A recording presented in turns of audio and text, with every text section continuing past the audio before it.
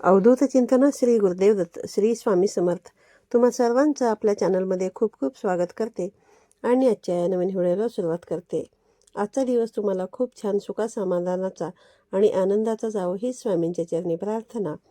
आज या नवीन व्हिडिओमध्ये आपण उद्या दिनांक 29 जानेवारी वार बुधवार या दिवशी आलेली आहे या वर्षातील पहिलीच मौनी अमावस्या.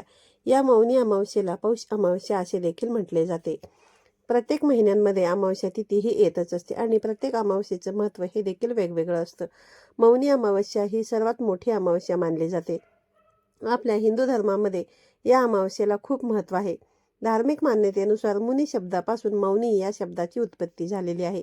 म्हणून या दिवशी मौन राहून जो व्रत करेल त्याला मुनिपद प्राप्त होते असे म्हटले जाते. परंतु आपण सर्वसामान्य माणसांना या दिवशी मौन बाळगणं शक्य होत नाही. म्हणून या दिवशी आपल्याला जास्तीत जास्त शांत राहण्याचा प्रयत्न करायचा आहे. या मौनी अमावस्येच्या दिवशी दानाला आणि स्नानाला अनन्यसाधारण असे महत्त्व आहे. म्हणून या दिवशी पवित्र नदीवरती स्नान करून दान केले जाते, जेणेकरून आपले पितृ हे आपल्यावरती प्रसन्न होतात. परंतु या दिवशी काही नियम आहेत ज्यांचे पालन न केल्याने आपल्याला पुण्य मिळणार नाही. तसेच काही चुका जर आपल्याकडून झाल्या तर ते आपले पितृ आपल्यावरती नाराज होऊ शकतात. यामुळे आपल्याला पितृदोष देखील भोगावा लागू शकतो. या चुकांमुळे आपल्या कुटुंबावरती, मुलांवरती संकट, अडचणी देखील येऊ शकतात.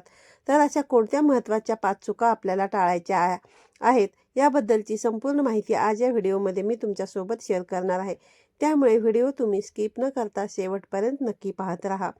चॅनलवरती नवीन असाल तर चॅनलला नक्की सबस्क्राईब करा आणि असेच नवनवीन आणि माहितीपूर्ण व्हिडिओ पाहण्यासाठी बेल आयकॉनला प्रेस करा. मौनी अमावस्येच्या दिवशी आपल्याला आपल्या घरामध्ये चुकूनही वादविवाद, क्लेश, कलह करायचे नाहीत. ही मौनी अमावस्या आहे. या दिवशी मौन पाळले जाते. जर या दिवशी आपण मौन पाळले तर आपल्याला या मौनी अमावस्येचं जे महत्त्व आहे तर ते प्राप्त होतं.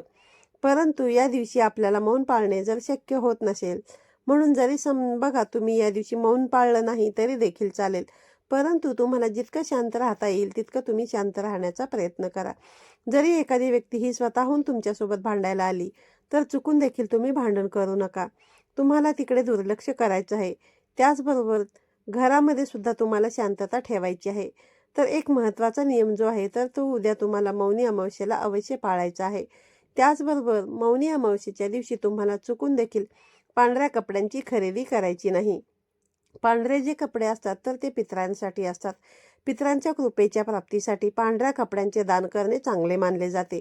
परंतु स्वतःसाठी या दिवशी तुम्हाला पांढऱ्या रंगाचे कपडे जे आहेत तर ते खरेदी करायचे नाहीत, नाहीतर ते पितरांना समर्पित होत असतं. या दिवशी तुम्ही पांढरे कपडे खरेदी करून दान करू शकता.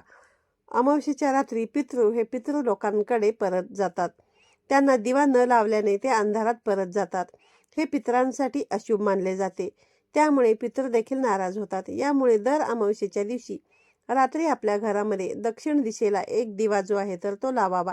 यामुळे पितृ आहेत तर ते आपल्यावरती प्रसन्न होऊन जातात आणि आपल्याला सुखी संसाराचे आशीर्वाद देत असतात. देवांच्या आशीर्वादापेक्षा पहा, पितरांचे आशीर्वाद हे खूप श्रेष्ठ मानले जातात. पितरांचा आशीर्वाद आपल्यावरती असेल तर आपल्याला कोणत्याही संकटांना, अडचणींना सामोरे जावे लागत नाही. त्याचबरोबर मौनी अमावस्येच्या दिवशी पितरांसाठी पंचबली करणं खूप आवश्यक असतं. आपण या दिवशी आपल्या घरामध्ये जे काही पदार्थ भोजन तयार करतो त्यापैकी काही भाग तुम्हाला गाय, कावळा, कुत्रा इत्यादींना खायला द्यायचा आहे. यामुळे पितर तुमच्यावरती प्रसन्न होतात आणि आशीर्वाद देतात. असं न केल्याने पितृ नाराज होऊ शकतात, ज्यामुळे आपली उन्नती अडचणीमध्ये येऊ शकते. या मौनी अमावस्येच्या दिवशी पितृ पृथ्वीवरती येतात आणि त्यांच्यासाठी अन्न, वस्त्र किंवा इतर दान करणे आवश्यक असते. या दिवशी दान न केल्याने पितृ हे नाराज होतात. त्यामुळे आपल्याला यथाशक्ती होईल तेवढे दान या दिवशी अवश्य करायचे आहे. मौनी अमावस्येच्या दिवशी काळे तीळ दान करणे हे अत्यंत शुभ मानले जाते. जर तुम्हाला या दिवशी एखाद्या व्यक्तीला तीळ दान करणे शक्य नसेल तर तुम्ही मूठभर तीळ हे वाहत्या पाण्यामध्ये पितरांच्या नावाने प्रवाहित करू शकता. त्याचबरोबर या अमावस्येच्या दिवशी तामसिक पदार्थांचे सेवन देखील तुम्हाला चुकून सुद्धा करायचे नाहीये. ज्यामध्ये कांदा आणि लसूण या पदार्थांचे सेवन या अमावस्याला केले जात नाही. त्याचबरोबर अमावस्येच्या दिवशी तुम्हाला चुकून देखील घरामध्ये वांग्याची भाजी बनवायची नाही. तसेच घरामध्ये जर भोपळा असेल ज्याला आपण दुधी भोपळा असे देखील म्हणत असतो. तर हा दुधी भोपळा देखील तुम्हाला बनवायचा नाहीये किंवा हा भोपळा देखील घरामध्ये तुम्हाला कापायचा नाहीये. त्याचबरोबर अमावस्येच्या दिवशी कोबीची भाजी देखील खाल्ली जात नाही. तर ह्या ज्या भाज्या आहेत ह्या तुम्हाला या दिवशी पूर्णपणे वर्ज्य करायचे आहेत. तसेच अमावस्येच्या दिवशी तुम्हाला बाहेर एखाद्या व्यक्तीने एखादा पांढरा पदार्थ खायला दिला तर तो चुकून देखील तुम्हाला खायचा नाहीये. अमावस्येच्या दिवशी तांत्रिक क्रिया ज्या असतात तर त्या खूप मोठ्या प्रमाणामध्ये केल्या जातात.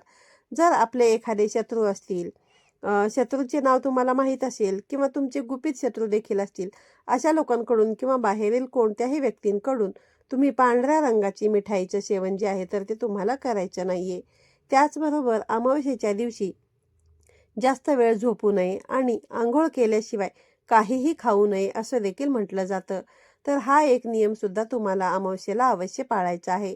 अमावस्येच्या दिवशी निर्जन स्थळे, स्मशानभूमी इत्यादी ठिकाणी कधीही जाऊ नये. मौनी अमावस्येच्या दिवशी गंगा, यमुना किंवा सरस्वती या पवित्र नद्यांपैकी एकामध्ये पवित्र स्नान केल्याने सौभाग्याची प्राप्ती होते. यामुळे आपल्या पापांचे प्रायश्चित्त होते. त्याचबरोबर आत्मा देखील शुद्ध होतो. त्यामुळे जर शक्य असेल तर तुम्ही नक्कीच पवित्र नदीवरती जाऊन स्नान करा. जर तुम्हाला शक्य नसेल तर मग तुम्ही काय करू शकता की घरच्या घरीच आंघोळीच्या पाण्यामध्ये थोडेसे तीळ, गंगाजल टाकून तुम्हाला त्या पाण्याने स्नान करायचं आहे. स्नान करून झाल्यानंतर थोडंसं जल जे आहे तर ते आपल्या दोन्ही हातामध्ये घेऊन हे तुम्हाला दक्षिण दिशेला अर्पण करायचं आहे. दक्षिण दिशेला पितरांसाठी हे जल जे आहे तर ते अर्पण करायचं आहे. यामुळे पितृ जे आहेत तर ते प्रसन्न होतात. तर अशा पद्धतीने या काही महत्त्वाच्या ज्या चुका आहेत तर त्या तुम्हाला उद्याच्या दिवशी करायच्या नाहीयेत. काही नियम जे आहेत तर त्या नियमांचे पालन हे आपल्याला या मौनी अमावस्येला अवश्य करायचे आहे. जर हे नियम पाळून आपण मौनी अमावस्या साजरी केली तर नक्कीच आपल्या कुटुंबावरती, मुलांवरती कधीही वाईट संकट, विघ्न, अडचणी येणार नाहीत आणि आपल्या कुटुंबाला कधीही पितृदोष देखील भोगावा लागणार नाही. आजचा हा व्हिडिओ तुम्हाला आवडला असेल तर व्हिडिओला लाईक करा, शेअर करा. पुन्हा भेटूया अशाच एका नवीन आणि माहितीपूर्ण व्हिडिओमध्ये. तोपर्यंत सर्वांना श्री स्वामी समर्थ.